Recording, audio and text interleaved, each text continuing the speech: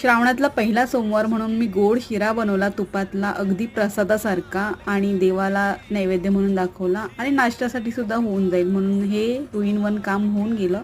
देवपूजासुद्धा छानपैकी झाली. आणि आज टिफिनमध्ये मी काय बनवले बघा, नाचणीची भाकरी, जी की दुपारपर्यंत काय रात्रीपर्यंत अगदी सॉफ्ट राहते, उकड काढून करते ना म्हणून. आणि ही आहेत ना कारल्याची चिप्स नाही, कारलं फ्राय केलेलं आहे, जे की अजिबात कडू लागत नाही. भात आहे आणि हे ढाबा स्टाईल मसूर बनवलेले, अख्खा मसूर, त्याच्यामध्ये ना कांद्याची पातसुद्धा टाकलेली आहेत. छान भाजी होती. रविवारी मी पातोळ्या केलेल्या होत्या आणि त्यासुद्धा टिफिनसाठी दिलेल्या आहेत. थोडा गोडाचा शिरासुद्धा तुमच्याकडे ना हळदीच्या पानातले पातोळे ते नागपंचमीच्या दिवशी बनवतात आणि व्हिडिओ आहे ना तो आजच्या दिवसाला देतोय, म्हणजेच नागपंचमी. टिफिन बॉक्सचा मीच रिव्ह्यू देते. जे कारलं आहे ना, कारलं फ्राय एकदम भारी झालेलं, भाकरीसोबत किंवा असंच खाऊ शकतो. मी असंच सुद्धा खाल्लं. आणि अख्खा मसूर येतो काय झालेला कमालीचा.